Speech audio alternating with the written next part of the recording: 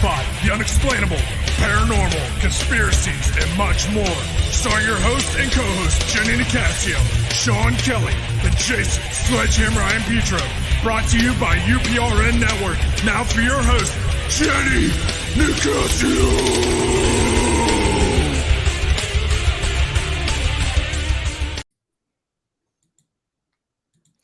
Good evening and welcome to Chasing Prophecy on FM 105.3 New Orleans, where we discuss anything and everything beyond the scope of normal.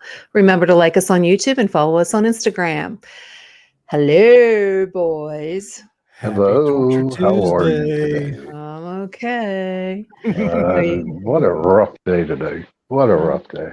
I'm sorry. Yeah. That was a pretty good day for me, other than just taking a nap. No, I didn't take any naps now. So why is it such a rough day for you, Sean? Well, because, I work at a grocery store, right? Shop and Save, I'll say it here in Pittsburgh. And I had more dumb questions from customers today that I could deal with in a lifetime. It just seemed like every 5-10 minutes, someone would come up with the most stupidest questions. Okay, give us an example of a stupid question. I want to hear this. What do we got? What do we got from the Pittsburghers here?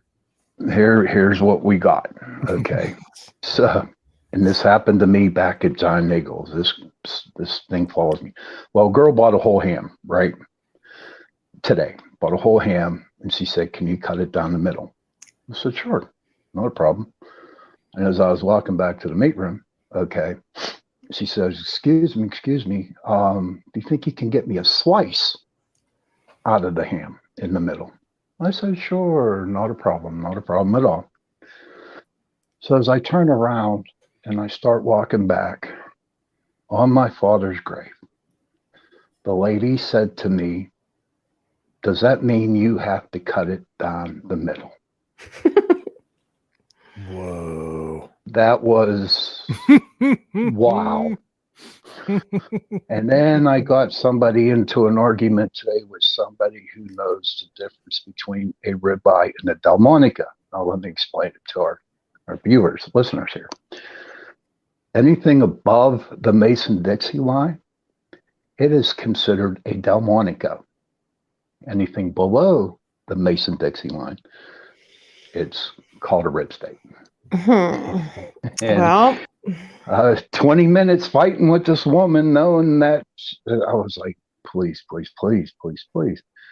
And so those are the two main ones today. But now I'm here. Well, anything between the 200 square miles of southeastern Massachusetts, I believe, is called the Bridgewater Triangle. I think. Anyways, we have a really cool guest on the show tonight.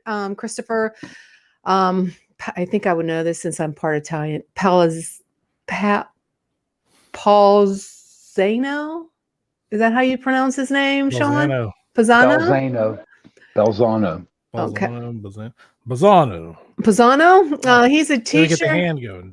He's a teacher and a folklorist living in Boston area, and he's going to discuss his book tonight. And he's also been known to be an investigator of the unknown for 12 years. He's a regular on several paranormal radio shows and has also appeared on a documentary that I just watched yesterday that was about the how you say it? Bridgewater, bridge over troubled water. No, Bridgewater Triangle. Okay, so he is going to be on the show, and like I said, he's appeared on several documentaries and television specials on the supernatural.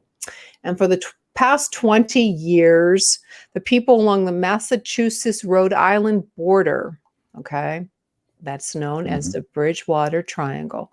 So many odd things have happened. Some people call it the Disney World of the paranormal, because there's so many strange things that happen there. But for centuries before that, the triangle has been a haven for the unexplained. This is going back, way back. Ghosts. There's been scenes of like crazy stuff with animals, wolves, like the dogma and Bigfoot, cryptic creatures. So this is going to be an interesting show. And there's also, I'm not sure how to use the Hockomock I tried swamp. to figure. I couldn't figure And that that's name a out real either. big, that's a big spot. And it's going back to, oh my God, it's going back to, geez, 1675 when there was they lost 500 Englishmen and 3,000 Native Americans, a bloody massacre with, they called it King Philip, with King Philip. And so we got him on the show tonight. So let me go ahead and bring him on without further ado. Thank you for joining us tonight, Christopher. Hey, great tonight. Hey, Chris. I thought I had a great hat, but Jenny, you've got my hat totally beat. Oh, I collect them. I love my hats.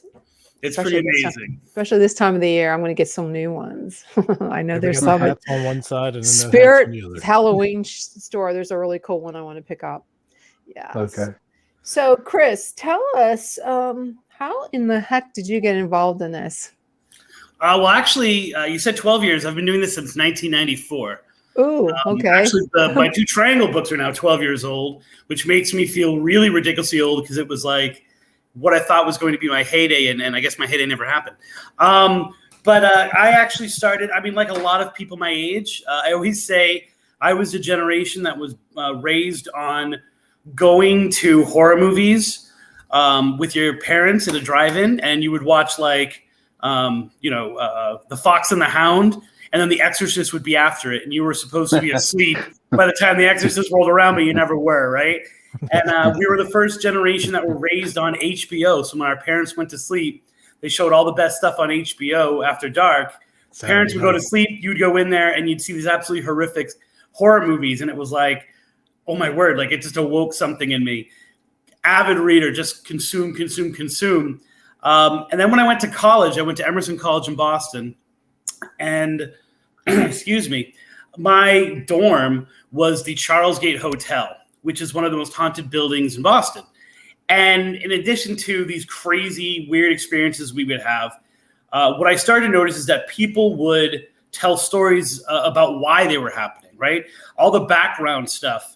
And I would hear the same weird happening, and 3 different people would give me 3 different backstories. But better yet, all of those backstories were things that I had been reading about in books, in Time Life books. I'm like, wait a minute, that's not here. That happened in Chicago. And that story right there, no. I heard that story from Bethesda, Maryland. And I started to realize that we, as normal people, right, whatever that might mean, the paranormal is not, it's not normal for us. It's not something that occurs every day. And when it does happen, and it does happen, we have to process it through some kind of filter. And we process that through folklore, through stories that we know, that are familiar to us, that we can fall back on. And we all kind of know, whether they're campfire stories or whether they're these classic ones that have fairy tales that have kind of changed over time. We hear them, we believe them because we want to make sense of the experience. And so I started documenting not only hauntings, but the stories that revolve around them. And that was my first kind of experience, was my website, Massachusetts Paranormal Crossroads, at that intersection between a true haunting and the stories that evolve around it. And since then, happened to be, once again, old guy here, the internet was kind of just waking up. I was one of the first websites to focus just on the state of Massachusetts, and things just kind of went from there. Cool. By the way, not in Massachusetts anymore. Unfortunately, I've lived down here in Florida for about 13 years now. Wow. I am comfortably far enough away from the triangle, although it still seems to get its fingers on me all the time. What part of Florida are you located in? I live in Southwest Florida, so if you know Florida, outside Fort Myers. Okay, I was just down there a couple weeks ago for the first time in my life, and we started off at like Jacksonville, Miami, Key West, Ocala, and stuff like that. It was nice down there. I really liked it. Actually, the book that I'm working on right now is focused on the Ocala, because the Ocala is the Bridgewater Triangle. It is the Freetown State Forest of Florida, and it actually dwarfs the crazy things that go on in the Freetown State Forest. Nice. While I was there, I did pick up a book. I gotta start reading it. It's like the haunted histories of places in Florida and everything, so I'm really excited, being that I was down there for the first time. I'm excited to, check all that out. And while you're at it, you're going to get my new book, which is Haunted Florida Love Stories, I hope. All right. Oh, really? All right. Plug. I think you might as well plug things in the beginning. So if people get bored of me and turn you guys off, I've at least got like the book sale in. Okay. So what got you really interested in the triangle? I mean, did anything happen to you that made you go there? Yes and no. So it's important to understand that the Bridgewater Triangle was coined in the late 70s by Lauren Coleman, codified kind of officially in 1983 in Mysterious America. And the idea, the concept of the Bridgewater Triangle kind of laid dormant. Activity of the triangle didn't lay dormant, but it kind of was, no one was talking about the Bridgewater Triangle the way they do today necessarily. A book came out in 94 called The New England Ghost Files, which anyone who's from New England who's into ghosts at all will claim this is like one of the best books of all time. It's just a great, great story, a great book. The author of it happened to live in Rehoboth, Massachusetts, which is one of the apexes of the triangle. One Halloween, I went out and we decided to legend trip, I guess we would call it now, legend trip as many of the different stories from that book that we can. Now, by that time I had my website, right? So I'd post something about Boston and get a little traction. I'd post something about the Brockton area, get a little traction. I posted about things in Rehoboth, like specifically the redheaded hitchhiker of Route 44. And I would see the hits on my website go through the roof. I would get tons of emails and responses. And so I started saying, what's up with that area? And then I started getting more information about other places in the triangle. I would post something not triangle related and get no feedback. I would post something triangle related, not understanding that there wasn't even a triangle at this time. And it would just go crazy. And so I started doing research, and in my research, I found the work of Chris Pittman. Okay. And he had kind of connected with, he was more of a cryptid UFO person. I'm more of a ghost person. And he was very much in tune with the Bridgewater Triangle and what was going on. And as I'm looking at it, I'm like, wait a minute, I worked with that guy. Chris Pittman and I had worked together for like a year and a half at my sister's sub shop, literally right next to each other, joking with each other all the time, and didn't realize we were both researching the same area. Nice. And both were kind of walking in each other's footsteps without even knowing it. It's funny because I just read, we got to the documentary that Jenny was referring to earlier, got a really bad review the other day. And so the director posted it. So I looked at some of the reviews of the movie, and I find it hilarious that people who are watching a documentary about Bigfoot and Sasquatch and Puckwudgies and ghosts and demons and satanic murders and all this crazy stuff, they couldn't believe that Chris Pittman and I had actually worked with each other. Like, that was the thing that would baffle people's minds. But what happened was literally it was one of those things, like it was birth by fire, I guess. I kept going out there and looking into these stories and publishing them on the website. And by doing that, more people would contact me and more people would get in touch with me. And over time, it just became, my website ended up becoming kind of a repository for Bridgewater Triangle stories until I wrote my first 2 books. Wow. So you still in contact with Chris? Is he still up there in Massachusetts working the Triangle? Yeah, well, and maybe we, depending on where we want to go with this conversation, the Bridgewater Triangle has a lasting effect on the people that look into it. It's something that outsiders are feasting on. I'm not sure if you guys know of the new podcast that's out there called Bridgewater. No, never heard of it. Which is okay. So we can get into that a little bit later. But the simple answer to your question is, Chris is active and he's out there sometimes because investigating and doing what he does has taken such a toll on him physically and psychologically because of his involvement in the triangle that he kind of pops his head up every once in a while and then like puts it back down and then pops it up once in a while. And he really is, if the angle of the triangle for you is UFOs, and cryptids, he's the man to talk to. And kind of our research, kind of hand in hand, gave a rebirth to the triangle that it's still kind of going through right now. Cool. I have a question. Going back to the history behind it. So this is similar to, well, this is how I think. This is similar to Skinwalker Ranch, that it's a curse from the Indians because of all the blood that was shed during that 1675. What do you think about that? The Bridgewater Triangle is an onion.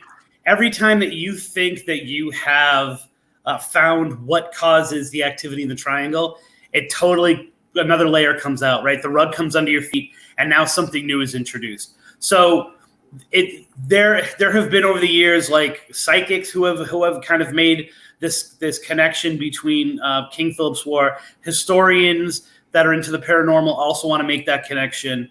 Of course, if you saw the documentary, there's the wampum belt story that I tell in that documentary. But in reality, I live here in Florida, right? Mm-hmm. So if you look at the way that Europeans carved out their little world in America, right? The Spanish conquered, right? The Spanish literally just came in and wiped people out.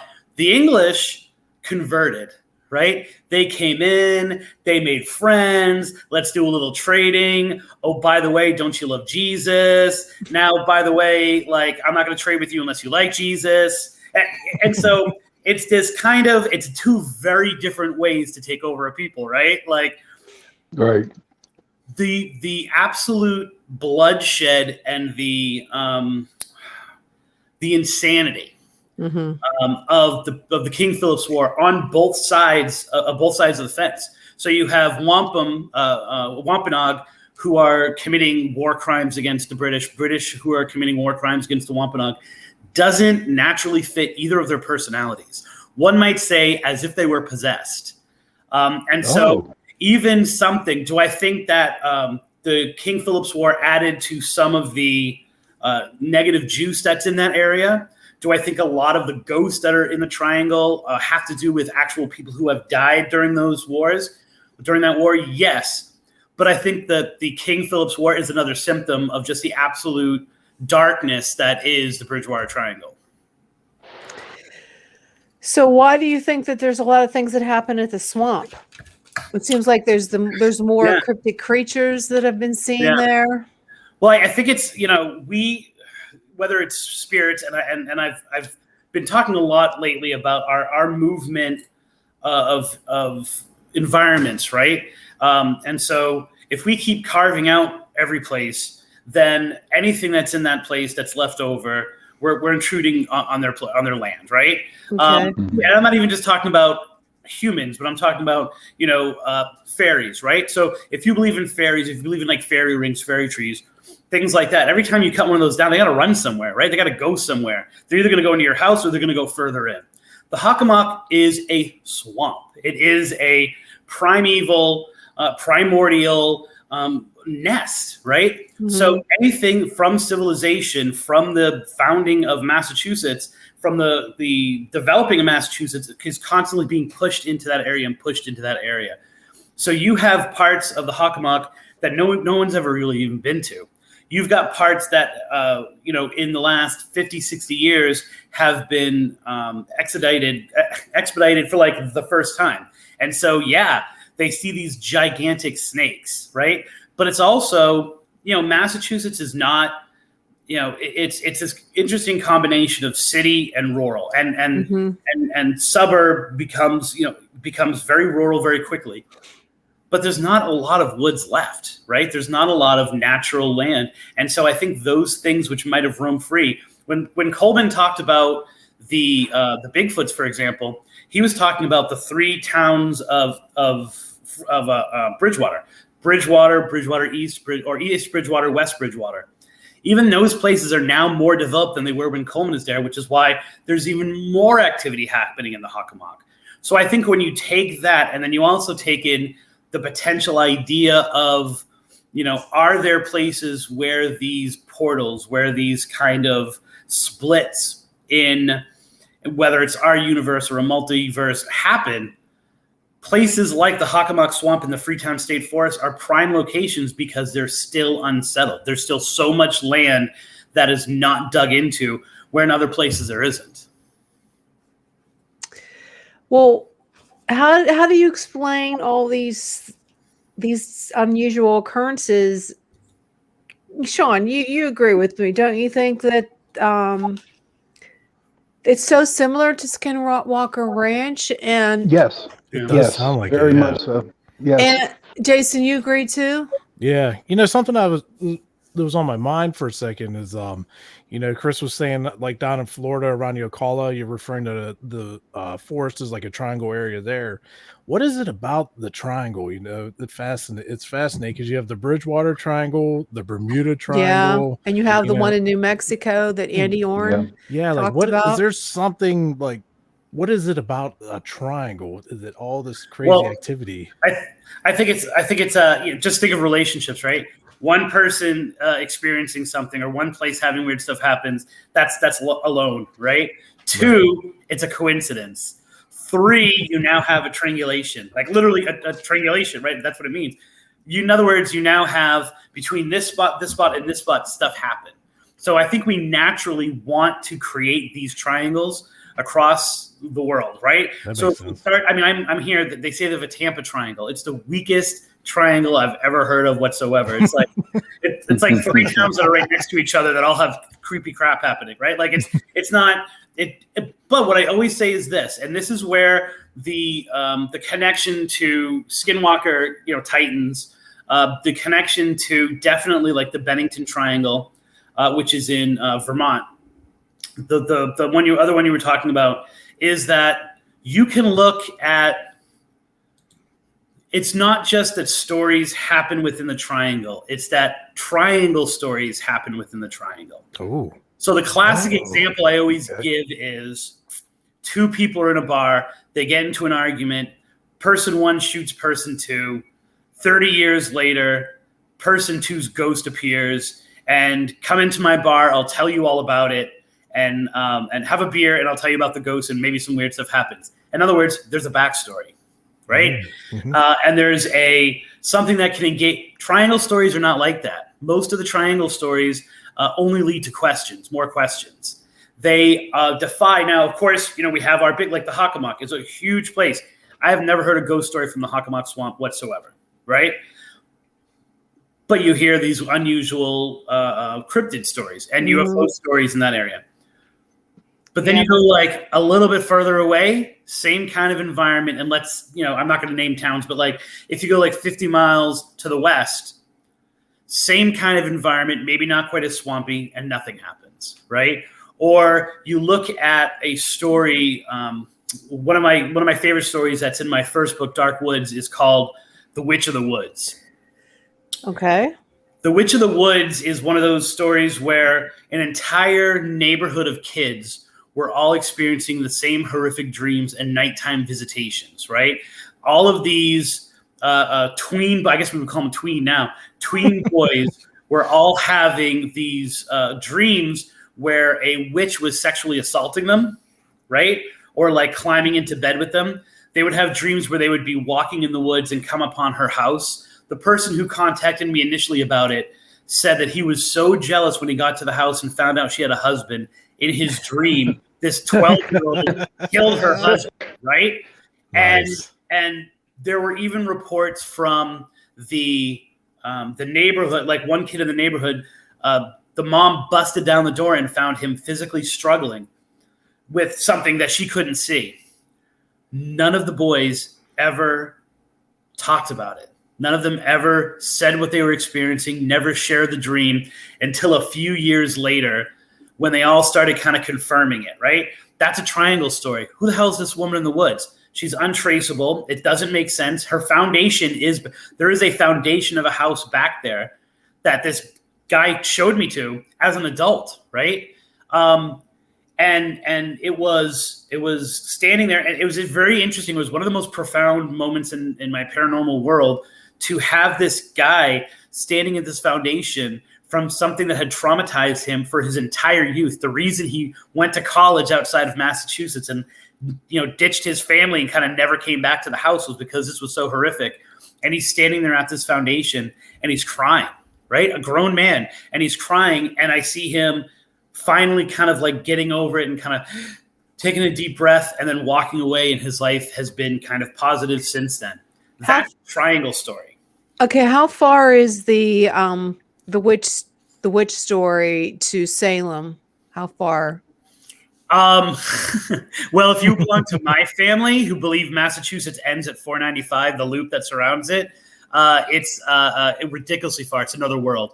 One is Salem is kind of near New Hampshire. Mm-hmm. So like here, and then Freetown is over here near Rhode Island. So they're on opposite ends of the state. Okay. So wouldn't any be connection to anything over there with the witches? No. And there was never anything. He called her a witch because she physically looked like what he thought of as a witch. She never did anything in particular that was witchy in his in that world. She just looked like a witch. Yeah, like that stereotypical like hag. Old woman, long hair. She was wearing a black hat, it seemed.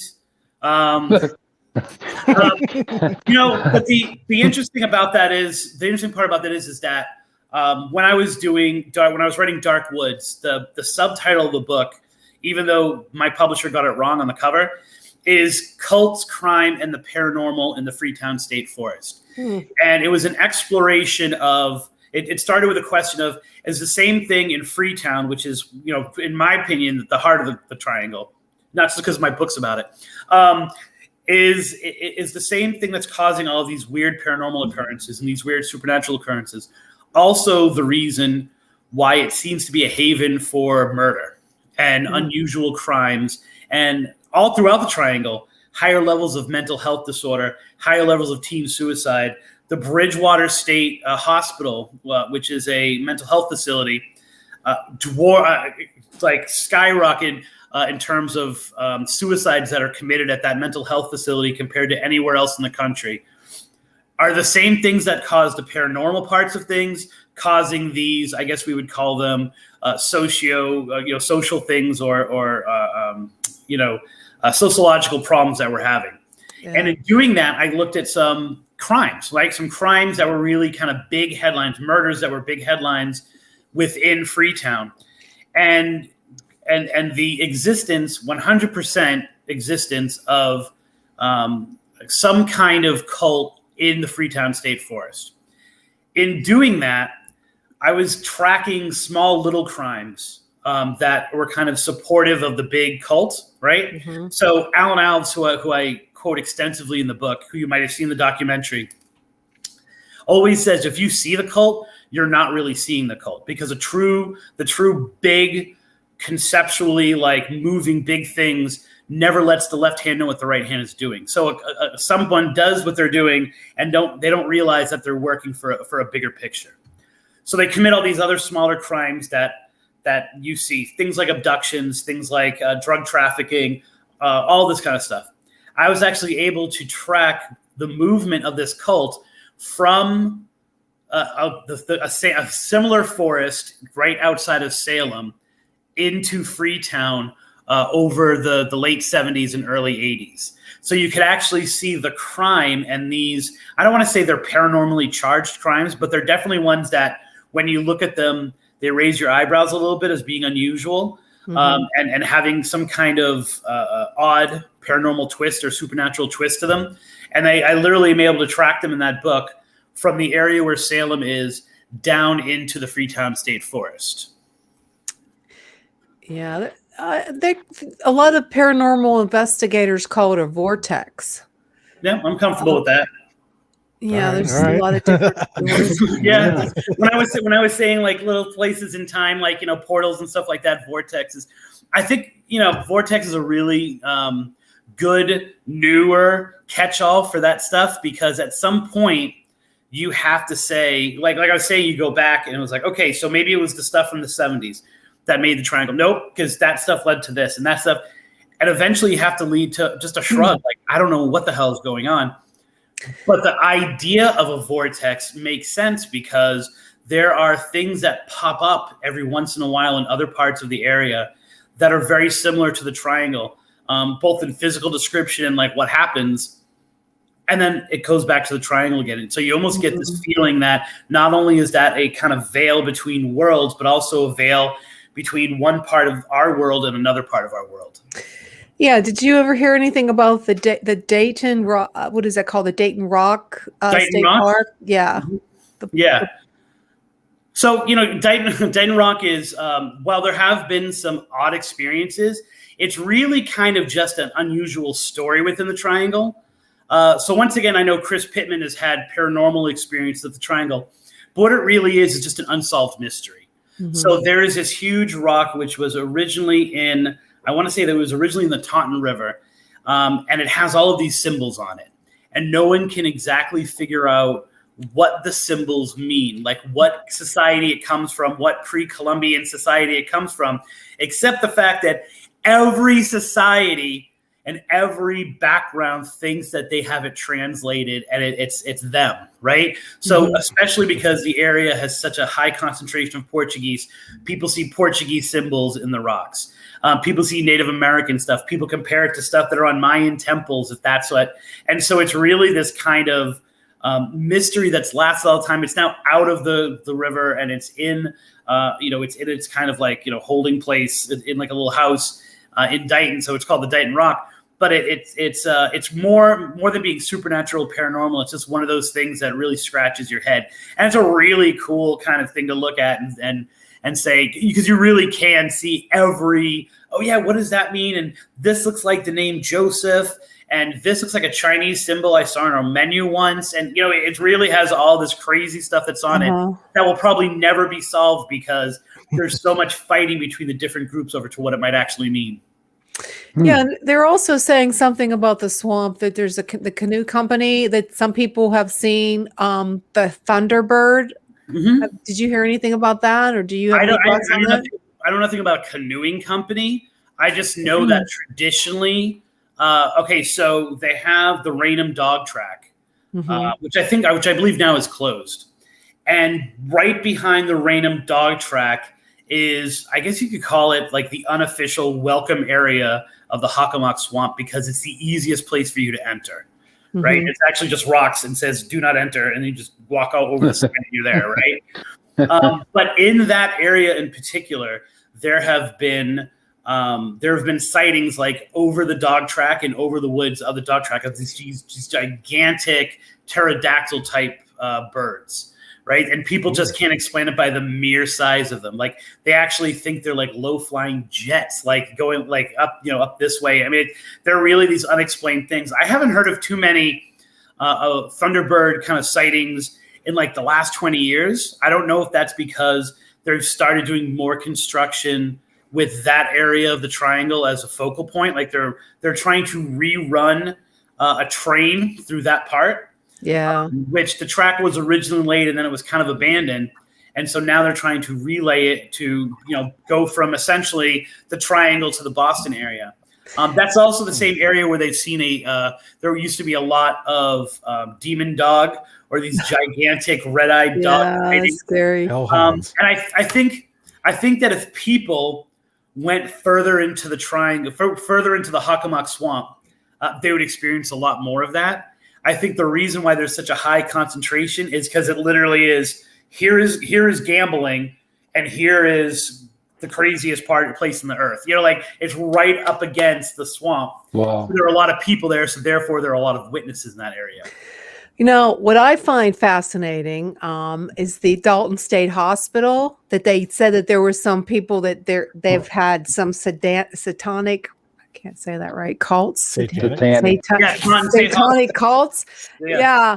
That they said they did it. They actually did the ceremonies in the state hospital. So this is another good example of like what makes the triangle, right?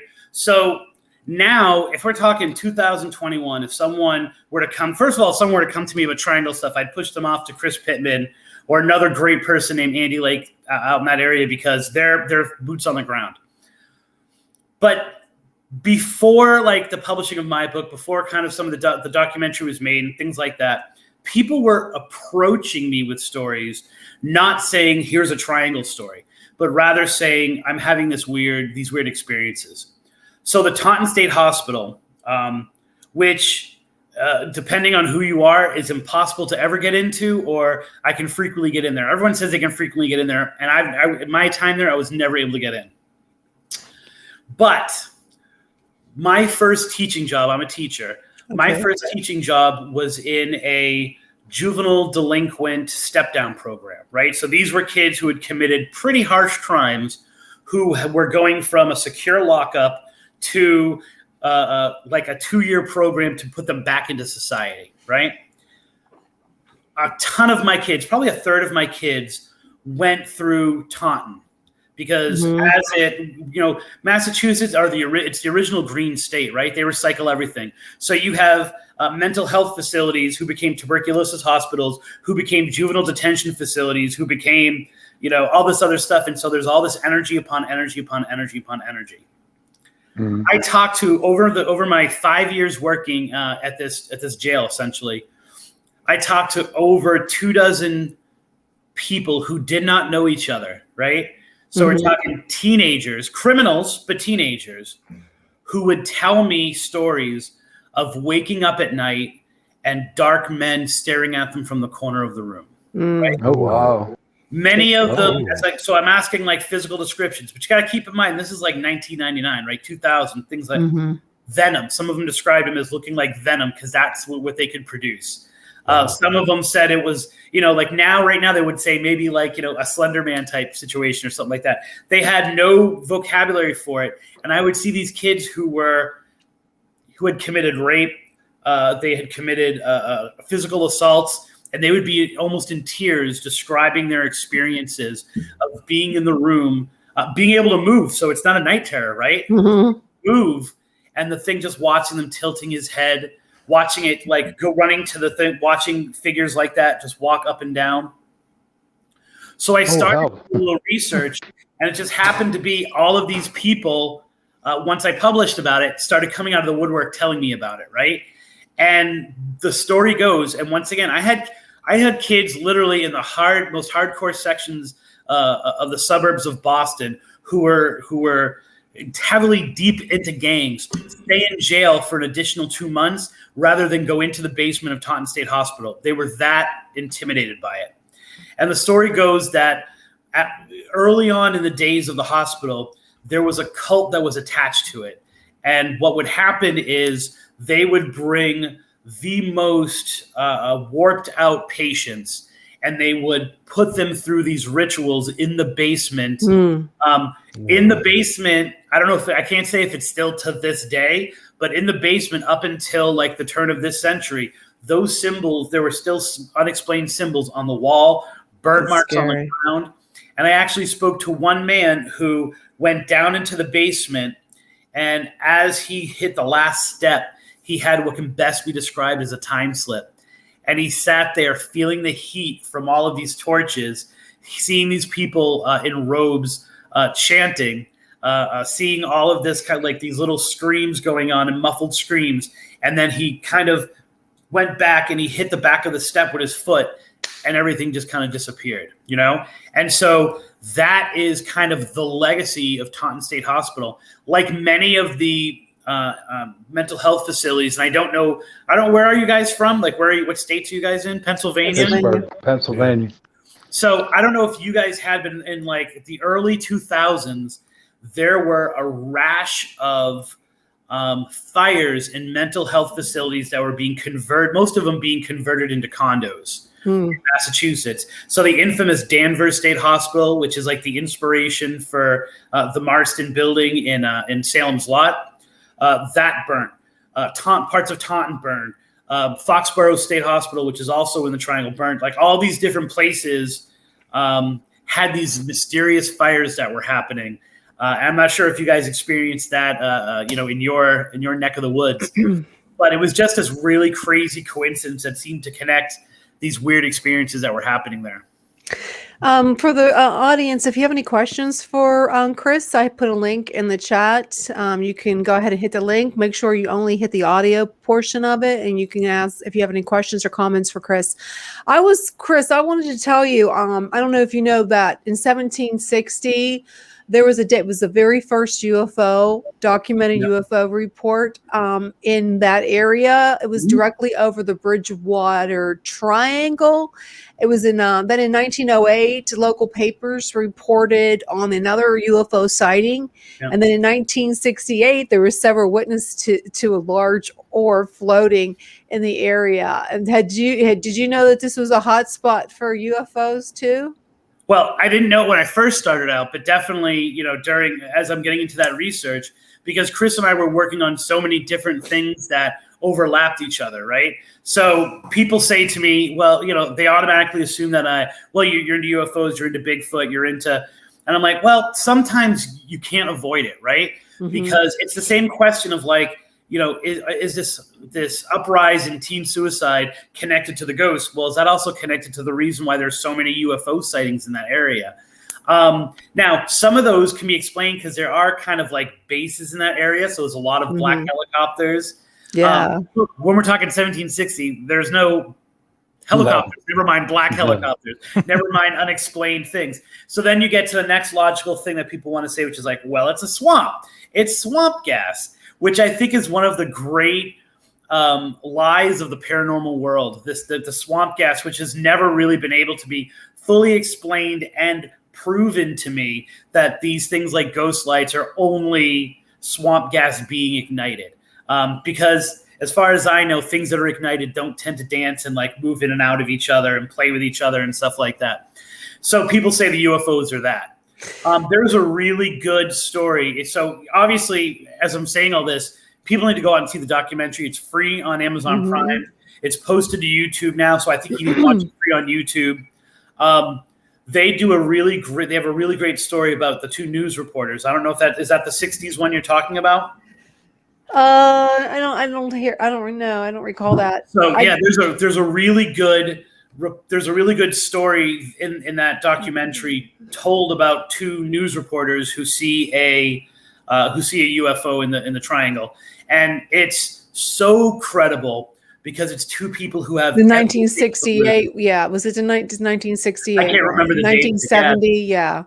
And so it's people who, like I said, they have everything to lose by telling their story, and yet they feel compelled to tell it. And then they retell it for this documentary. And it's one of the moments of the triangle because, maybe we're all crazy. Maybe the people I talk to, maybe the people I get my stories from, they've misidentified something, or they're just lunatics or whatever.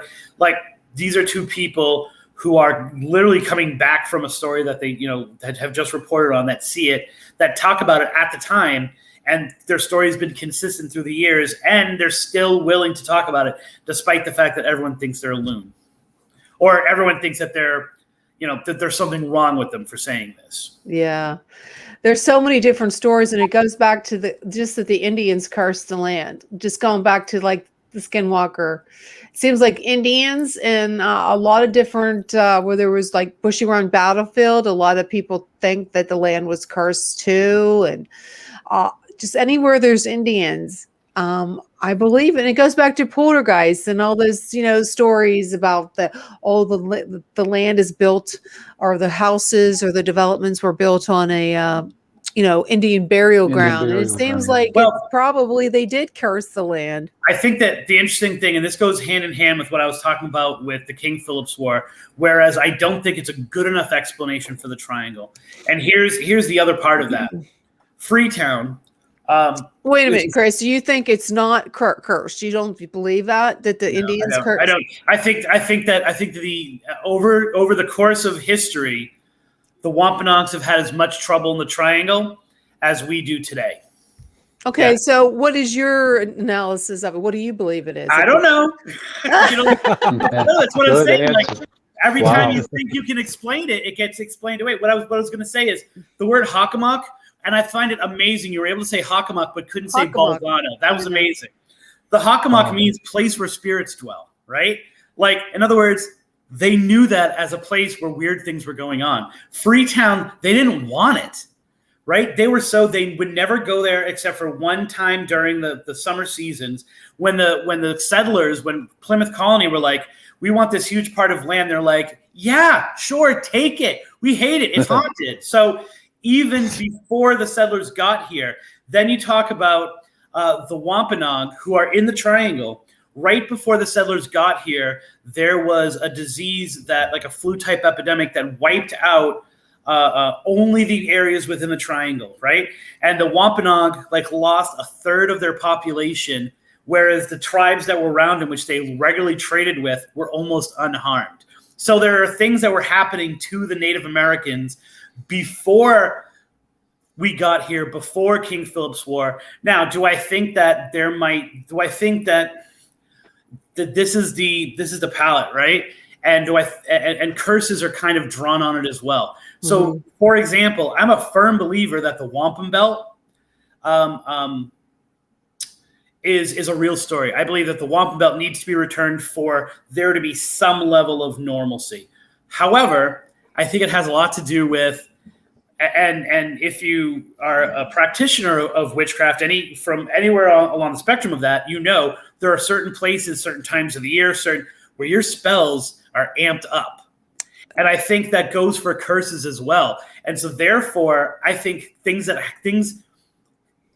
might be cast in the triangle, and I've had people from cults, from witchcraft, from voodoo, from different practitioners of energy tell me that the triangle makes their spells on steroids. And I think the same thing can be said for curses. And therefore, I'm not saying curses in the triangle don't exist. I'm saying they're not the reason for everything. They're the juice that makes them even more impactful. Okay. This is really totally interesting. Definitely. For me, two questions. First one, did they have people that have gone into the swamp and actually never came back? Like they were... Yeah, no. I think that every once in a while you hear of a story like that, but the more disappearances have happened in the Freetown State Forest. Okay. I know this sounds crazy. I think you can't get lost in the Hockomock because you can't get into the Hockomock, right? Like you're never too far away from someplace where okay, I just can't go any further. Whereas the Freetown State Forest, there's all these trails and then the trail ends and it's like, wait a minute, I'm seeing something kind of over in that area. It's only slightly off the trail. I won't get lost.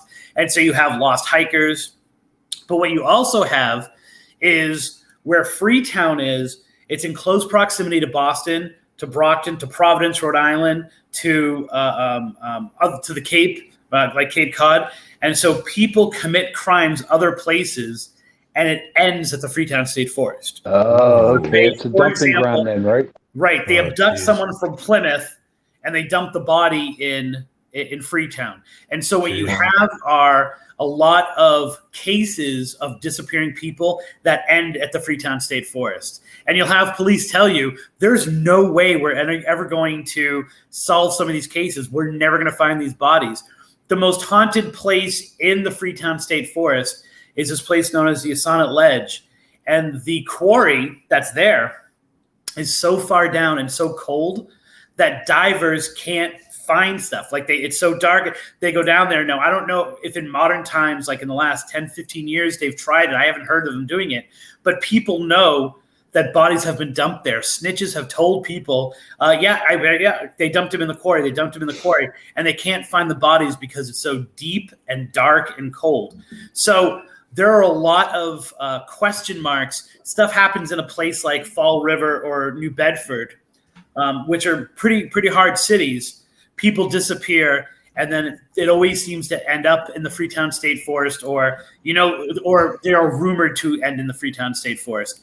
That combined with the fact that people get lost there every single year, because if it goes from not very thick to confusing to everything looking the same very quickly. So there are more disappearances in the Fall River Freetown State Forest than there are in the Hockomock.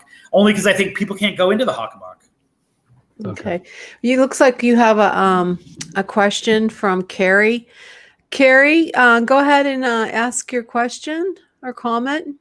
I am wondering if because of the time of year, the idea that the veil is thinner this time of year until All Saints Day. Mm-hmm. Do you think that is why there are more sightings, for lack of a better term, of paranormal type activity? Are you talking about just in general or in the triangle?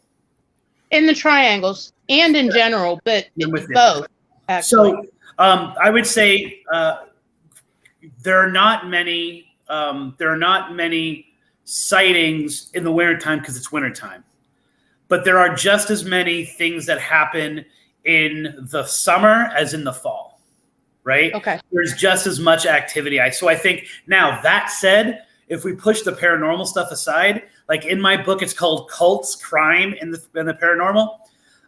What you see is not as much now, but in the 70s, 80s, and early 90s, you saw a ton more abductions, cattle mutilations, things like that during this time of the year, and also around satanic holidays, because there were deep ceremonies going on in there. So that traditionally, that kind of activity ratcheted up, but there's stuff always happening in the triangle.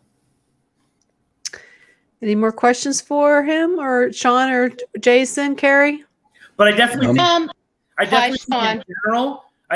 in general, we have these holidays at certain times of the year for a reason, right? Like in other words, we didn't just say, hey, this, and then like the supernatural world conformed to that. I think we place these holidays at times when paranormal activity in general increases. So I would agree with that part.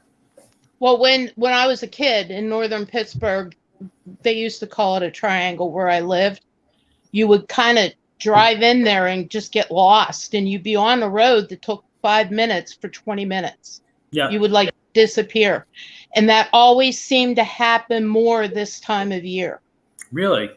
Now, I was talking about Ocala. I don't know if you caught the beginning of the show, but I was talking about the crazy experiences here in the Ocala forest.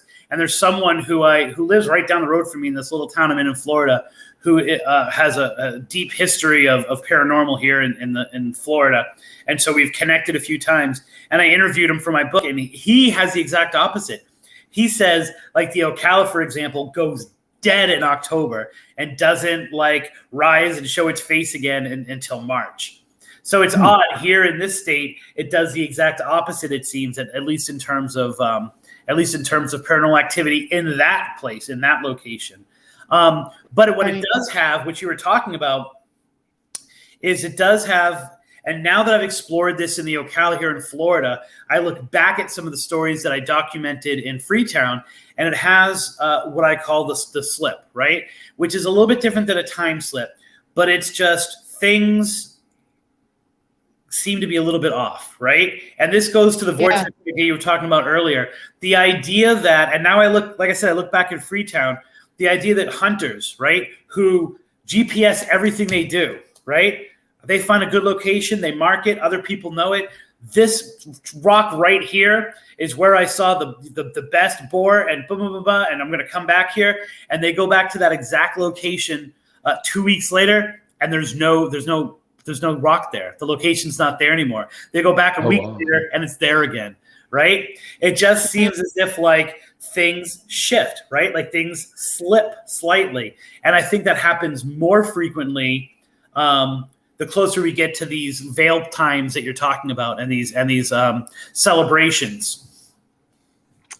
Well, thanks. I'm aware of 2 areas around here. Thank you, Carrie, for your questions. You have a great night. Thank you, bud. Well, there you go. Yeah. Chris, Chris, what would you say would be like your most intense personal experience, like with all the research you've done, like when you're digging into these things and investigating and stuff like that? Like what struck you the most? It's crazy. Like, so about 7 years ago now, I took down Massachusetts Paranormal Crossroads. I left the business altogether, kind of thing, and it was, I'm done. Like, I have no place. I felt as if the ideas that I had, the things I were expressing were not in line with what was not necessarily popular, but what was like grabbing people's attention and their ideas weren't my ideas. And so I came back about 5 years ago. I'm coming up on my 5th year anniversary, deciding to put the investigator to sleep completely and to revisit so much of what I used to do as a legend tripper, right? Okay. So as someone who focuses on experience over evidence, and I don't give a crap whether people don't believe that something happened at some place, because to a folklorist and to a legend tripper, it only matters that people think stuff happens there, right? And so therefore your personal experience is your personal experience. And just because I can't produce something doesn't mean that a place doesn't have a rich haunted history and that something didn't happen to me, more importantly. Since I've done that, which I feel purified what I do to some degree, like kind of crystallized my intent, I've had more profound experiences than I ever have. So one of the ones that touches my heart desperately, right, is that there's this, so in Tampa, everyone knows Tampa, there's this place called Fort DeSoto. And way too long to get into the entire story of Fort DeSoto. But we went there initially because there was a story of a ghost fisherman, right? A guy who fishes right before you get to Fort DeSoto, who tries to pick up hot chicks, right? And so we were talking about it the other night. I still on my show. We still some remnants here on the board. We tried to get Tinder to sponsor that episode of the show, So we essentially, my partner at the time, absolutely beautiful woman, we're like, we're gonna get you hooked up with a ghost. Like we promoted it that way, and it was really fun, right? And nothing, spoilers. She didn't get a date. So we were doing more research into Fort DeSoto. We discovered that this was a place of great tragedy. So we went from this like let's hook up to really discovering the place had just a cloud over it, right? Just a lot of tragedy. And what happened essentially was, it's in freaking Florida, right? Like no one wanted to go to this base. Everyone got sick when they went there. They never shot their guns in defense, right? Only to practice. And eventually they're like, we have all this land, we have all this building. We're going to turn into a quarantine. So anyone coming into Tampa would have to go to Fort DeSoto to quarantine if people thought they were sick.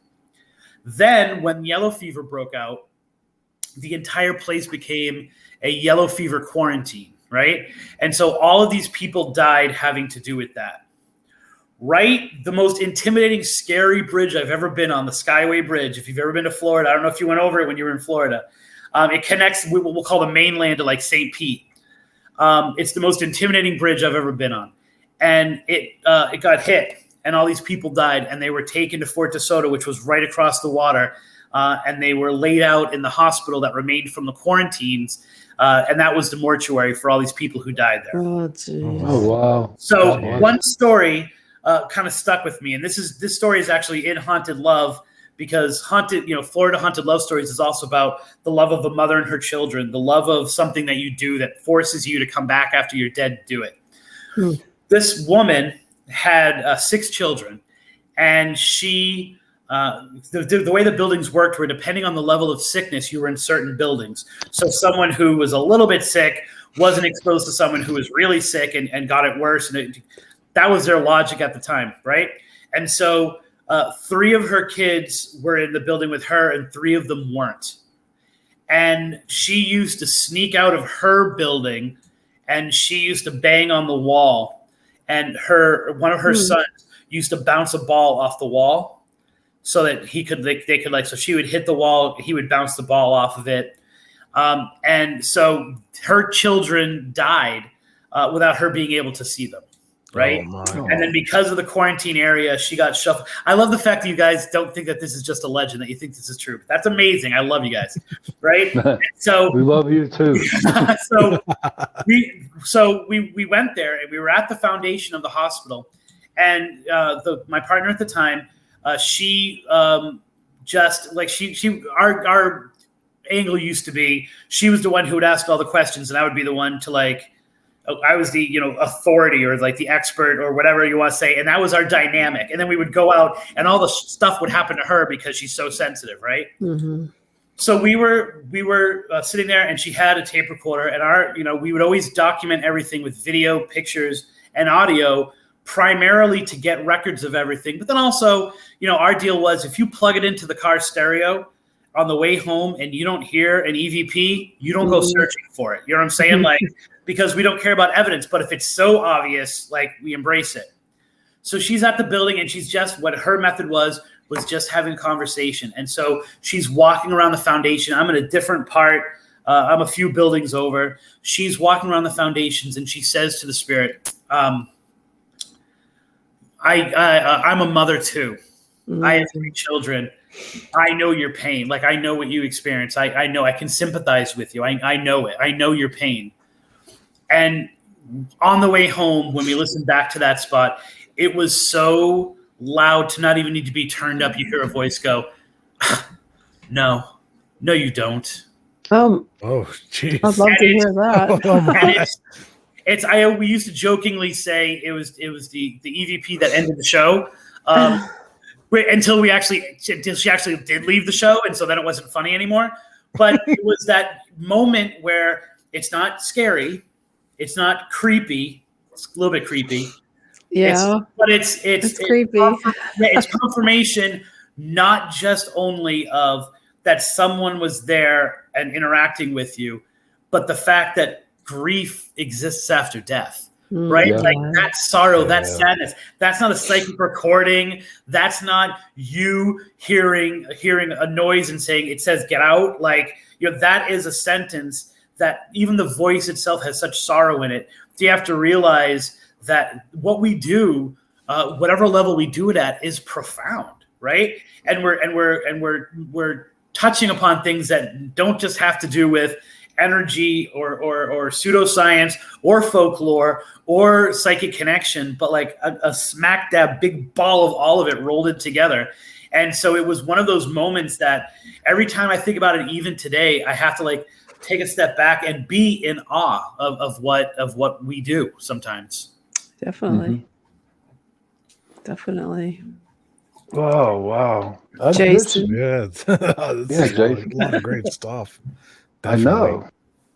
I know. It's in terms of my own experience in the Triangle. If people want to, after they finish the show, Google when Pukwudgies attack. That was probably one of the most intense experiences I've ever had in the Triangle. What? When Pukwudgies attack. Pudgewudgies. What are they? Pukwudgies. What are they? Oh, wow. All right. Okay. So how much time do we have? So go for it. Pukwudgies are, think of them as a troll, right? Think of them as a troll in Wampanoag culture. And if people want to conceptualize Wampanoag, think like Squanto. Think like the people who met with the Pilgrims that very first Thanksgiving, met them like when they landed in Plymouth Rock, all that stuff. That's the tribe we're talking about. They are an element of their folklore, which, like the other stories I was telling you, people were telling me their experiences and asking me to understand, like trying to understand what's happening to them. What are these things that we're seeing?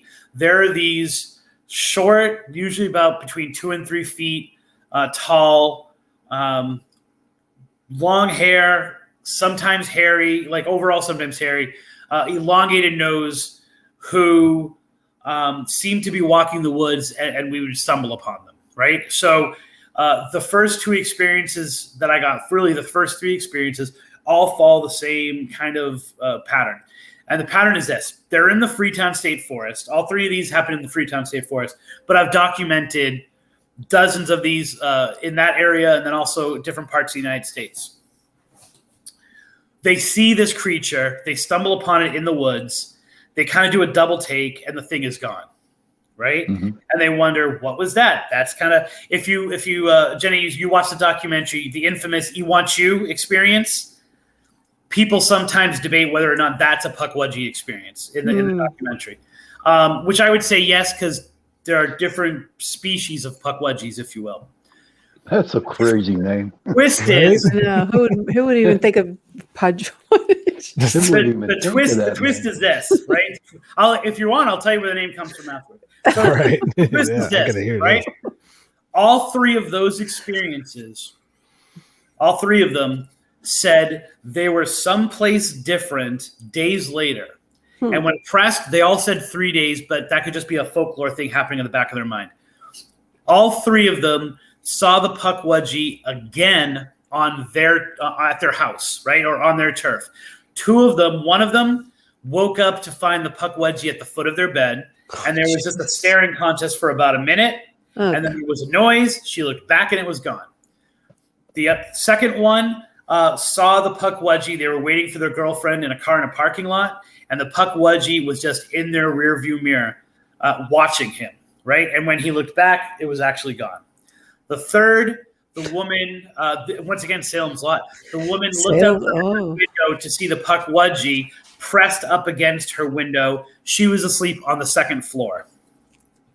Oh, So, wow. Can imagine waking up to that. All three of them used almost the exact same terminology when describing the experience, or what they were getting was, I got the sense he was telling me to not go back into the woods, and that if I did, he knew where I lived.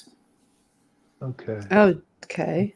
Those were the initial three reports I got. And so when I began this research, so now my Pukwudgie research, we're talking 1999, 2000 maybe, there were no references to Pukwudgies anywhere on the internet. They were, except for they were in a book called The Good Giants and the Bad Pukwudgies. And a guy by the name of Joe Citro referenced Pukwudgies when he was talking about the Dover Demon case. I'm not sure if you guys are familiar with the Dover Demon case. No. It's a cryptid case from the 1970s that Lauren Coleman, same guy for the Triangle, happened to be like in the town as it was happening. So it's very well documented. You guys should look that up a little bit later. But he says the Dover Demon is not a Pukwudgie, and I'm like, and I'm friends with Joe Citro. I'm like, boy, you can't throw something out like that and then like not back. What the hell's a Pukwudgie? Yeah, really. So finally, using this kid's book, it's literally a kid's book.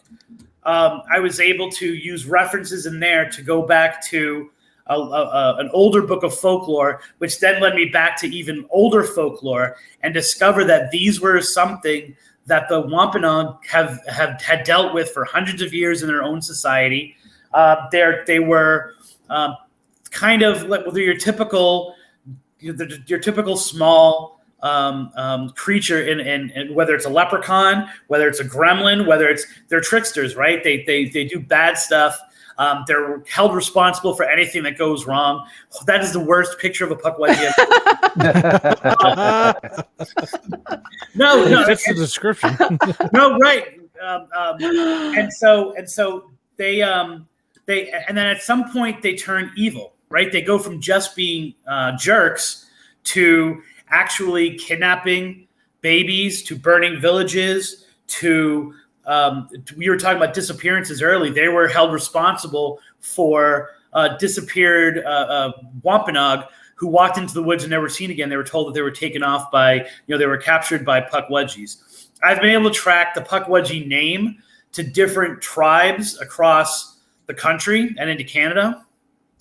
Obviously, every culture has Pukwudgies in them. They're just called different things. The reason I think why Pukwudgies, other than my brilliant writing, I think the reason why Pukwudgies have caught on and have kind of like become this thing on the internet now is because they're called Pukwudgies and it sounds funny. Yeah. But the name, what I discovered, I went to Indiana, and Indiana is not only the crossroads of America. Hundreds of years ago, it was a meeting ground for all of these different tribes because it aligned with the mounds that you guys have in Pennsylvania. That is an even worse picture of a Pukwudgie. They were aligned with the mounds. They were all this stuff, and it all centralized on Indiana. And in this park that I was able to go to in Indiana, I was speaking to one of the rangers who happens to have a master's degree in the study of these mounds and their connection to folklore, and their tribes from all across North America would come to Indiana to bury their most sacred dead, right? That's the reason why you hear all these famous Native Americans and stories. They don't have any graves because their most sacred dead were brought to Indiana and they were buried in these burial mounds, which aligned with lunar cycles and solar cycles and all this stuff that's way beyond me to completely understand. And they didn't have a common language, right? So you'd have all these different tribes. It would be like going into the UN and having no one speak anything other than their native language. But they would talk about these stories. And the word Pukwudgie, which was an Algonquin word, so it comes from the Northeast, caught on with now you guys are just messing me with these pictures. I'm not talking. And so the word caught on, and it became this umbrella term for little creature that messes with us. And so when I say there are different breeds of them, now the interesting thing about Pukwudgies, and the other reason why I think, and you guys are giving great examples of this in the art that you're showing, it's such, we talked about earlier, right? That like we latch onto things that are familiar to us. Small little creature uses ghost lights, which they call taipaiwunkas, to their advantage to draw people. All of these are things we've heard from other kinds of folklore. And so part of the reason why Pukwudgies have shot off is that you can take your imagination and what you think of, and you can put it onto the Pukwudgie in the same way that they were blaming everything on the Pukwudgie 500 years ago. We can put our ideas of what it is. There's no stories, there's no lore, there's nothing in the lore or modern day experiences that describe them as having claws and big teeth and like vicious, right? And yet so much of the artwork has that in it because we romanticize it and we kind of put our fears and our excitement into it. Isn't it sort of like the children's story where the wild things are? Well, if you mean in that it's all in his imagination, what these creatures look like. I'm with you. Well, I'm a teacher. It's funny because I actually used that book to teach my 7th grade students how to read analytically. So we did that book last week. Mm-hmm. Those things are huge. Well, they look sort of like them. I mean. Yeah, I mean, I think that the a kid's imagination of what a monster is translates to us as adults imagining what monsters is. None of the things you showed look anything like a Pukwudgie, but those are artist concepts that they have. They've taken what it does and a little bit of its physical description, and they've made it. So I would agree that there are some common things that we think bad guys should look like, and I think where the wild things are, and gnash their horrible teeth and roll their horrible. I see, like you've got me in teacher mode now. The wild rumpus start. I think that's a really good picture of what we think monsters should be, and I think the thing about Pukwudgies now on the internet, especially, is that they're what we think they look like. But none of those things that you showed actually are. And these Pukwudgies, they're small, and there was a it was a story. It was a television, like a movie, and these little, like it looked like a little native little guy about this high was attacking this woman with his little sword. Yeah, I think that's a Trilogy of Terror. Yes. Yeah. No, these are like the size of small children. They're 3 feet tall. Okay, you know what I'm saying? Like. Well, yeah. Are they little alien people? Now, it's funny you should say that because this goes back to our alien discussion. It goes back to our cryptid discussion. A lot of this stuff is the filter that we have, right? So go back to Chris Pittman, where Chris Pittman at the Asana Ledge sees UFO sightings. I see ghost lights and taipaiwunkas, right? The lights, they rise from the ground. You know what I'm saying? Like, so it's not a confusion. It's what we see. I have had more than one person who, for years, thought they had been abducted by an alien from their bedroom. Read my descriptions and hear some of my stories and read some of my stories about Pukwudgies and say, I think it was a Pukwudgie in my room that night. And I think, like, it showed me something else. And now that I think about it, I can remember that I saw something days before in the woods. You know what I'm saying? So I don't. Once again, like so much of this stuff, there really is no definitive answer. Are they cryptids? Are they? Do you put them in ghouls? Are they supernatural? Are they paranormal? Like they kind of cross everything, which is why so much can get added onto them. I just want to make a little quick thank you to our second hour sponsor, Carnation. A shout out to you guys. Thank you. This is a great way to start your morning, and it's coming up baking time. Don't forget to get your Carnation milk to make those great pumpkin rolls. Okay, guys? Thanks again, Carnation, for sponsoring our second hour. Thank you. You're going to love it in a minute. Pumpkin rolls. I don't know. This, seriously, before I was saying, this is like really totally interesting. And I was talking to Russ and Jason about doing a road trip out there. Yeah. So where would you recommend would be the best? Yeah. What do you recommend us? Because seriously, I do want to go out there because it is so fascinating when I read some of it. So where would we go? I think the two safest, say question mark, and easiest places to get public access to are the Freetown State Forest and Rehoboth, Massachusetts. In Rehoboth, Massachusetts, you can see the Haunted Horbine School. You can see the Shade Factory Pond. You can see, and you can look for the Red-Headed Hitchhiker. You can see the Red-Headed Hitchhiker. I want to hear about the Red-Headed Hitchhiker of Route 44. You can see the I can't believe I'm The Rock. I can't believe I could tell you the story about The Rock, but for some reason it's totally blanking me out. But it's the site that ends King Philip's War. Like the surrender happened at this rock. Please, someone in the chat room know what I'm talking about and hop into it, because it's killing me, right? Because it's like I've been there like 27 times and I can't come up with what the name is off my head. You'll remember it at like 3:00 in the morning. I will, and then I'm going to call each and every one of you. All right, brother. That's a really good location because those are great haunted locations, especially like The Rock.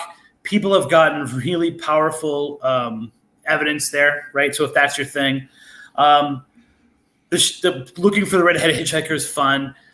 So it's this kind of combination of great folklore as well and stories that have developed around these places, as well as people have real experiences there. And so you can kind of get caught up in both those things. You can have a great time reading all the stories of a place like The Rock, and then go there and you're like, oh crap, this might be real what people are saying about this, you know? No, that'd be no problem. And then the second place, which is more intimidating, would be the Freetown State Forest. And there are places that are easy to get to, like in terms of, a haunted wood where satanic cults have worshipped, sacrificed people. They're places that are easy to get to that, once again, have more modern folklore attached to them, and yet are still very active, and people have a lot of experiences there. So you said those two were like kind of like Anawan Rock. I just saved you guys. I'm not going to wake you up. It's Anawan Rock. Anawan Rock. Not it. Thank you. I didn't remember these names, Puck Wedgie and Anawana Walk. Well, it's funny because you've said them 1,000 times. You've been there, and then I in a conversation will be like blah blah blah Puck Wedgie. Whoa, wait a minute, what's that? And you're like, oh yeah, like not everyone's inside my head. But also, just to end up on Puck Wedgies are now so popular they're part of Harry Potter. No, that's what you should be making. You're a school teacher. Make some Puck Wedgie dolls. Well, I'm not the home ec teacher, but what we do, we're actually right now creating our own folklore and creating our own myths. So I've got half the class creating folklore and half the class creating myths, and I think it's really interesting and kind of connects to what we're talking about. That all of my students who are creating gods, right? So they're working on mythology. They're creating gods. Almost every single one of them. I thought you said guns. Well, that too. We had one of those in the district this week. But the people who are creating gods and heroes, but mainly like gods, like Hercules was born Hercules, right? All of their gods have something happen to them, like an origin story. Like watch too many Marvel movies. Yeah. All of their, or they're also obsessed with Slender Man and Midnight Man and and Blue Baby and all these things. What grade do you teach? I teach 7th right now. I just went back to middle school. Okay. Yeah, I taught high school. I taught middle school, then I went to high school, and I just came back to middle school this year. That's nice. Yeah, and I've got pictures of all this stuff all over the place. So all my students all know what a puck wedgie is. They all know about your puck wedgies. although they also can't pronounce my name. Sounds like someone happens in gym class. How do you pronounce your last name? All right, so it's Balls, right? Balls. Don't be scared of the balls. It's Balls. Balzano. There's like no P in it. I don't even know where you were getting a P. I don't know. I can't talk. Balzano. Balzano. Because I teach middle school, and it's like, I always have to, like the first day of class, I always say, don't call me Balzano, right? It's like, it's okay. It's balls. Like, embrace the balls. It's fine. And then the last out, and then no one, the rest of the year makes fun of my names or like, any, like, I have the big balls, or anything like that. So I diffuse it the first day of class. I always get to laugh. And I tell everyone else, like, just embrace the balls. It's okay. It's Balzano.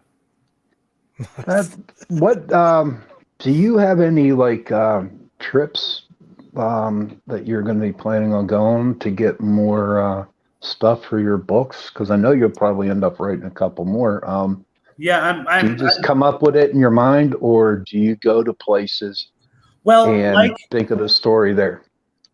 What happened with the Ocala is I went to this small town, and I think Pennsylvania is a lot like this, right? You've got these big places that everyone knows, and then you've got 1,000 little towns that no one has ever heard of, right? And in Florida, you have the coast, and then you have not the coast, right? So what I always say, Central Florida to me is not Disneyland this way. Central Florida is this, right? And that is just filled with town after town after town after town that was populated for 50 years, and then for reasons unknown, but usually because of the railroads and resources died up, like it just became a ghost town. So there's a lot of places in Florida that have a weird, creepy feel that are completely abandoned, things like that. And so I was in this small little town right on the edge of the Ocala called Astor. And I was wondering why, like, I didn't even have a book out yet. And this library was coming to ask me to talk to, and I'm like, all right, whatever. I got there. There were like 20 people from the town. All of them not only had a ghost story to tell me about the town, but the other people knew this. Yeah, I know that story. They knew the town. Like, they had all these ghostly legends there. In addition to it, we were taking a picture outside, and it was morning time, right? It was like 11 o'clock. No matter where we took the picture from, we couldn't get light. Right, and it was perfectly light out, and then we'd take a picture, we'd be in the dark. And as we were talking to each other, we kept hearing echoes. We were literally right next to each other, and our voices were echoing just back and forth. And I'm like, something's going on here. Like waves, sound waves, radio waves, audio waves. They're not traveling the same way the way they do in normal places. Something weird is going on. And then I started to notice I was getting a lot of weird stories from the Ocala, and therefore I was like, you know what? This has got to be my next book, because I have a ton of information about all of these little towns, and they're all really weird, and they all point at there's something dark going on in the forest. And so I posted in a Florida history group on Facebook, hey, I'm thinking about writing this Ocala book. And I am not, in 2 days, I got over 1,000 responses of people wanting to tell me their weird experiences there. I had never had that kind of feedback, that kind of immediate, like, you're on the trail of something. So I'm just now finishing up the Ocala book. My next big trip is going to the Florida Keys. Doesn't everyone want to go to the Florida Keys? I was there. and I'm probably not going to go far enough to see my good friend Robert, who's in. I did. I saw him. I've seen him twice. Both times afterwards, the two loves of my life left me. So I'm not eager to go see. Oh, really? Anytime soon. Wow. Did you ask him for permission to take a picture or anything? So the first time I met Robert was one of the only times he's ever left Key West. It was in St. Pete. The Ghost Hunters was doing this big conference in St. Pete, and they brought Robert up, and I had no idea who Robert was whatsoever. This is 2008. Okay. But I'm like 20 feet away from him with my friend who's got a booth there selling stuff. And people kept walking up to me saying, can you take a picture of me with the doll? And I'm like, okay, so this must be a ghosting. And I take a picture. And then they come back laughing. They're like, okay, now ask if you could take the picture and take the picture again. And I'm like, who the hell am I asking? They're like, ask the doll if you. And this happened to me like 20 times that day before and I'm like, oh, I get it. And then it was later that I learned of Robert's rules that you have to say hello to him. You have to ask for the picture. You have to thank him after you've taken the picture, and you have to say goodbye. And if you don't, you're either going to get into a car accident or in my case, lose the love of your life. If you go to see Robert and you've been there, behind him and all around him are just letter after letter after letter. Oh, that was crazy. Of people who have had bad things happen to them after they've left Robert, and they write him and say, Robert, I'm sorry. I didn't say goodbye before I left, and I got into a car accident an hour later. Please forgive me. And oh my goodness. Like all of this kind of stuff. And these people genuinely believe that their experience with Robert caused bad things to happen afterwards. It's sort of like a chain letter. So do you think do you think it's tied to like a curse from Robert, or do you think like it's just coincidental from like what's your opinion? Okay, so I'm a folklorist, man. It's all real. It's all real. It's okay. So where does the damn doll come from, right? Like there's the story that his grandfather brought it back from Europe and put the clothes. I've never heard about this doll. Right. But then that's not sexy enough, man. That's how boring is it to get a present from your grandfather, right? So it's like 3 foot tall too. It's right. It's huge. So I like my favorite background story is that his father was having an affair with his nanny. Right. Well, that's a good with Jean's nanny, and the wife found out and made them break it off, and so he fired the nanny, and so she was a voodoo priestess, and she put a curse on the doll. Because if we can't blame witches for things, what fun is the world, right? I recently did a show all about the folklore of how we blame witchcraft for anything that happens in our society. Like we're still doing it today, right? I love that story. Now, if you really wanted to nail me down, I would say this dude was mentally ill. Like Gene was messed up. And I think that he created a tulpa himself and put all of his juice and all of his intent into this doll and gave the doll life. You know what I'm saying? I can see that. I do. I can see that happening. It actually manifested. I tell you what, when we went down there, this was just 2 weeks ago. And I was like, I really want to go to this fort and, see Robert the doll and everything. And, as a paranormal investigator, we take that seriously, very seriously, so. Which is not what happens when you take that tour, right? Right. But I was, I was taking pictures and everything, and I was making sure that I didn't get him in any pictures before I got to his exhibit and I could ask him for permission. Yeah. So we did the whole hello, Robert, asked for permission to take his picture, thanked him, and then we left a donation, for the fort and everything. I mean, so far, I think he left me alone, but I only took one picture too.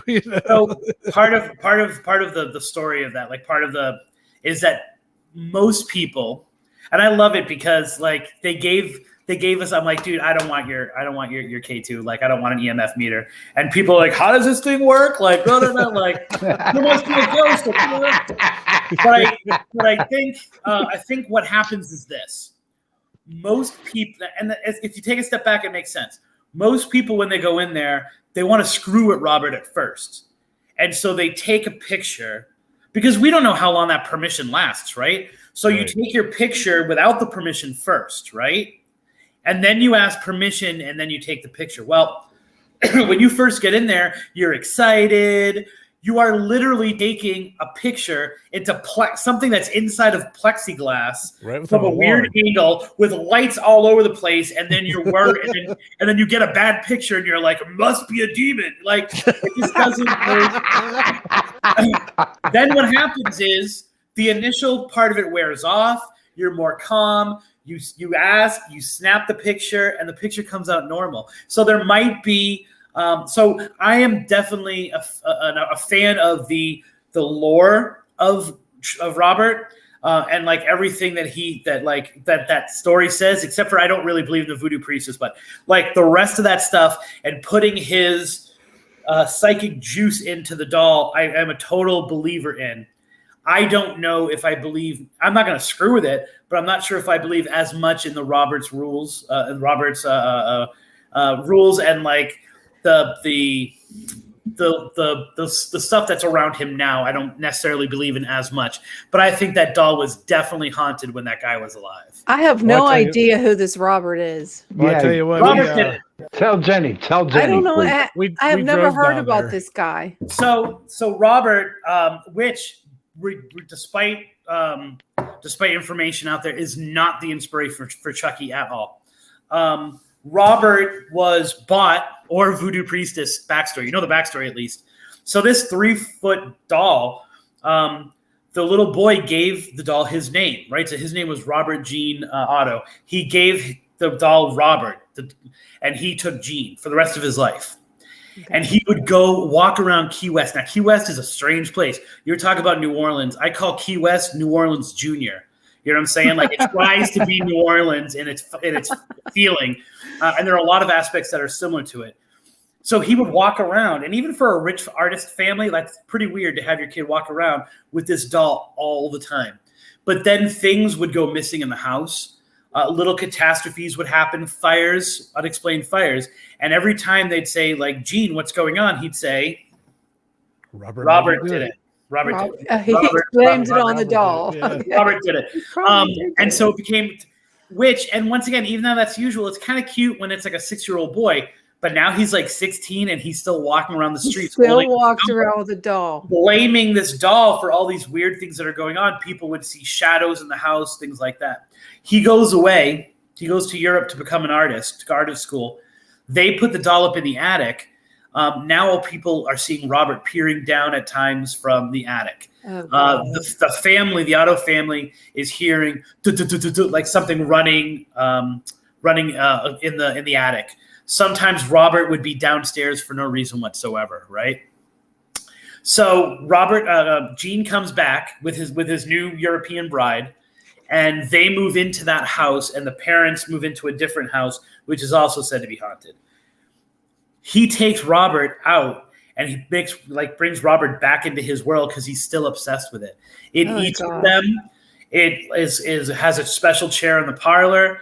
When they're sleeping, Robert is sitting up watching them. And once again, all that stuff happens. The wife starts reporting that Robert is moving all over the place. So, it's here, then it's moved over there. The small fires are occurring. She'll sometimes wake up and Robert will be like in the bed staring at her. And so she says it's either Robert or me. So he finally puts it back to sleep in the attic, right? Okay. Same stuff starts happening. Sometimes he appears downstairs.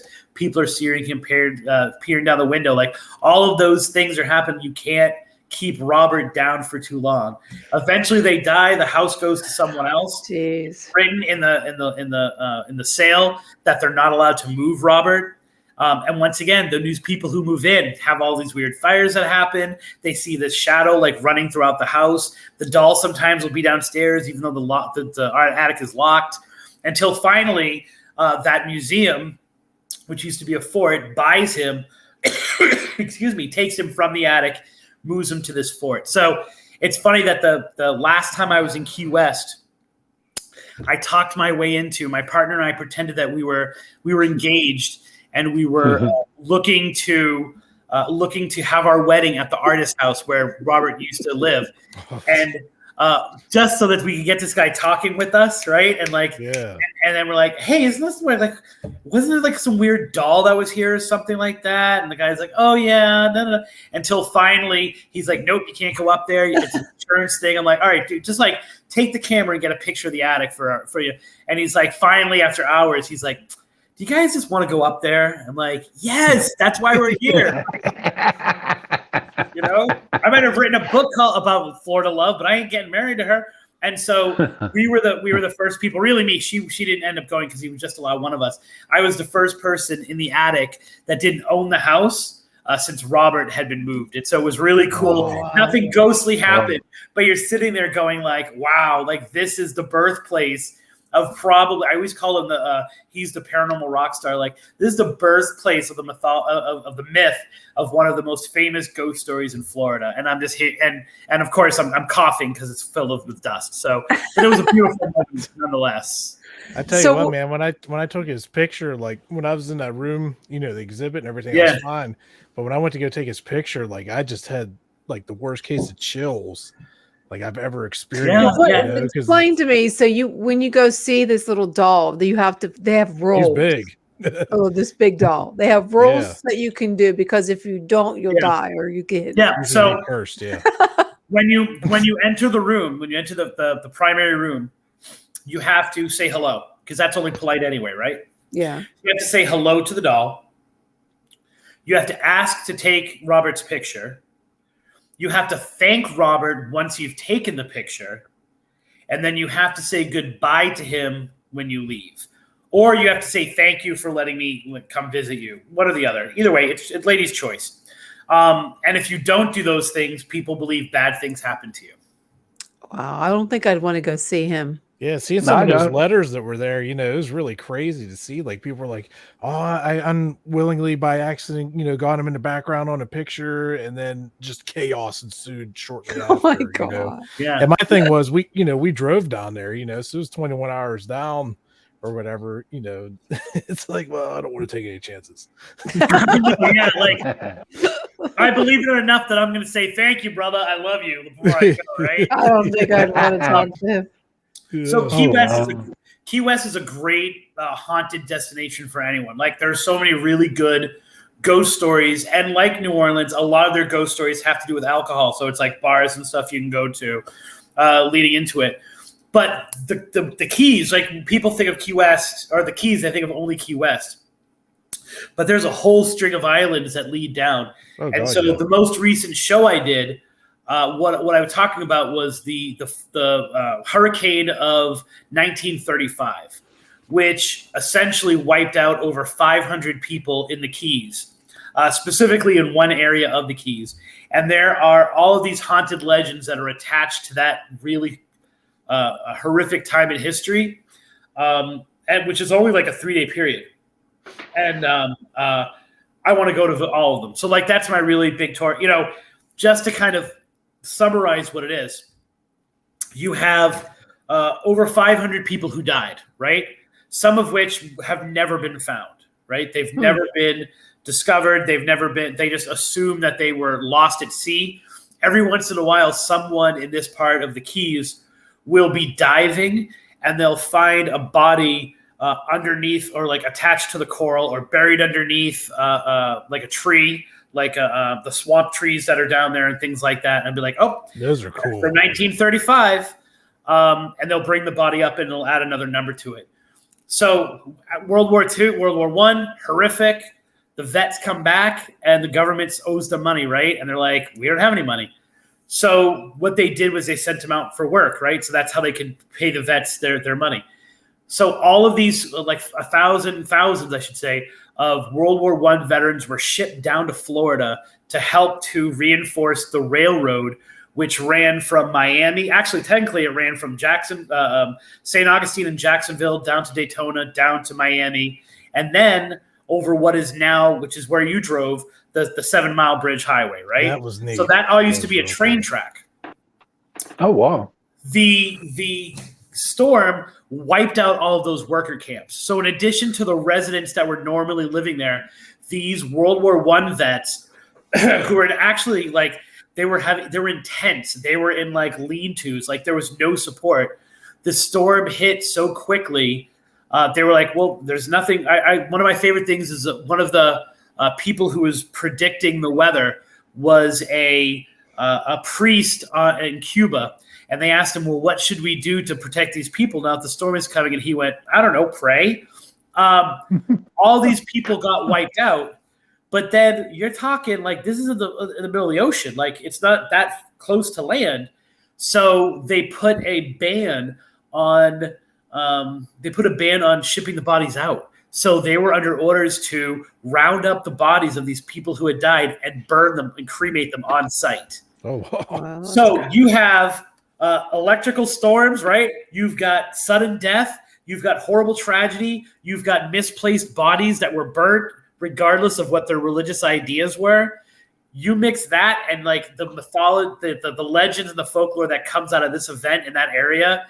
It's just I've been dining on it for the last 2 weeks, and that's there's like at least five locations I've attached to this story, and so I'm dying to. I don't know if the whole thing would make a book in and of itself, but that's definitely something I'm looking to explore.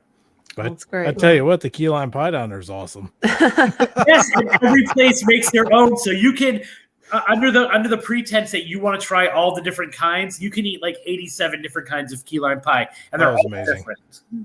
Well, it was great having you with us tonight, Christopher. Where can someone learn more about you and your books?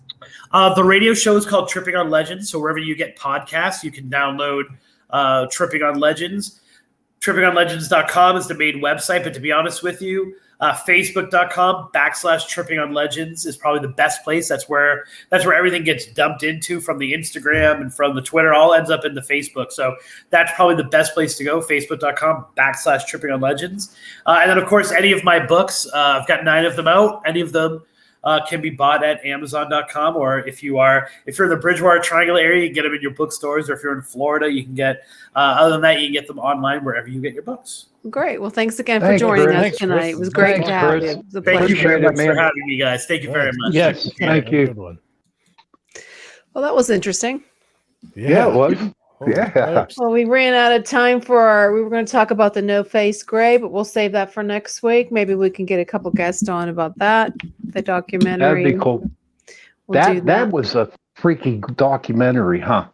That blew me away. Yeah, it was really interesting. I really enjoyed it. I mean, it's kind of I kind of believe it. You know, like we talked, I believe it. Right. I believe it was. I don't believe it was a ghost. I think it was a gray that they actually caught. We're going to talk about that next week because we ran out of time. Any final thoughts on this, guys? On tonight's show? That was a good one. I'm just impressed. Very informational and very, very. You know, if anybody local's not busy this weekend, you know, we'll be up at the Bigfoot UFO Paranormal barbecue up in Dayton, Pennsylvania. And what are you going to talk about?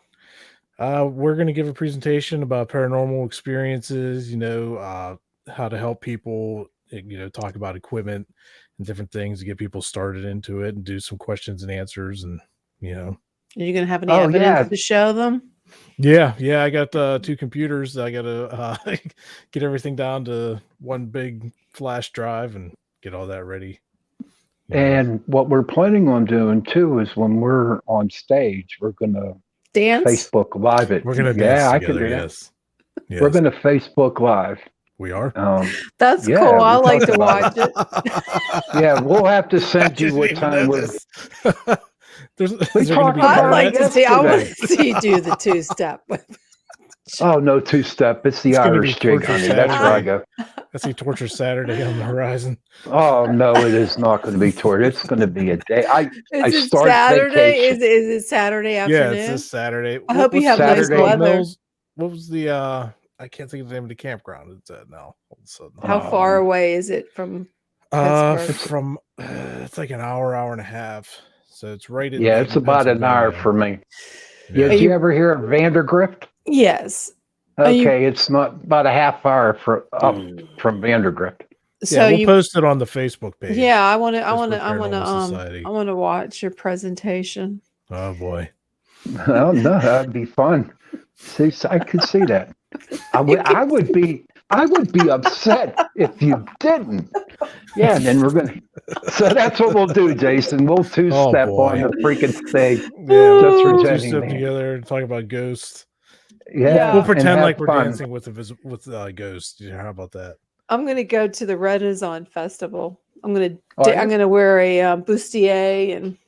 Oh wow, that's cool. You can eat a turkey leg. Is that the one in New Stanton?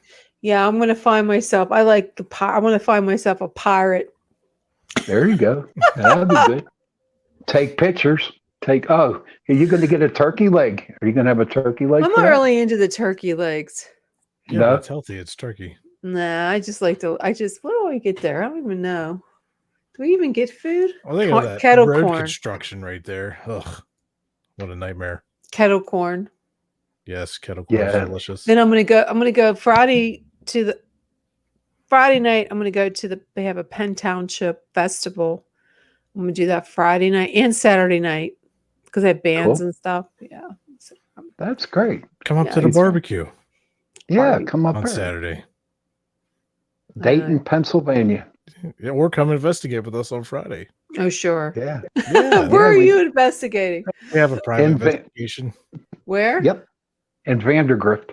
Yeah. Are you having an investigation there and you're going to go back on Saturday to Vandergrift?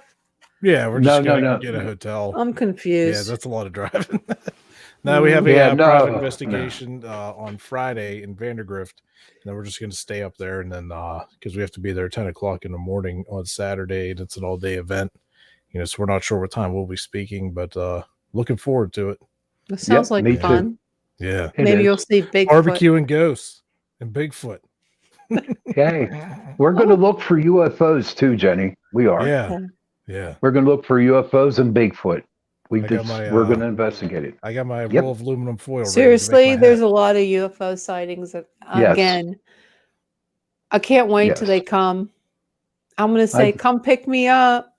Take me out of here. I can't stand it anymore. Seriously, I hate it here. I just wish that the aliens would come down and blow us up. Be careful what you wish for. Be careful what you wish for, honey. Oh yeah, I would like to get. I would love it. As long as how do we all know that they're friendly? You know, they might. Well, they are. They're not. They're we friendly. Don't know that for sure. They're not really friendly. They're just they're like Ashtar. The commander. Ashtar command. Pick me up, Ashtar. They'll be experimenting on you without any anesthesia. Oh, Ashtar. How about she was so funny. He's so handsome. Yes. Ashtar is so handsome with his long blonde hair and blue eyes. Yeah. Oh my God. Jason, you weren't on for that show, buddy. No. That was a wild one. That just blew me away. This woman actually. Who did that? Who said that? Who wrote that? Oh man. Who wrote that in the chat? Was that Joe? Ashtar command. Yeah. Okay. There's a lot All of I know is that was a creepy show. Ashtar command. Nice. Well, I actually enjoyed it because I was watching Amazon Prime and it was telling you how you can communicate with these people and you sit and you go into a deep meditation and you can start communicating with them like whatever. Come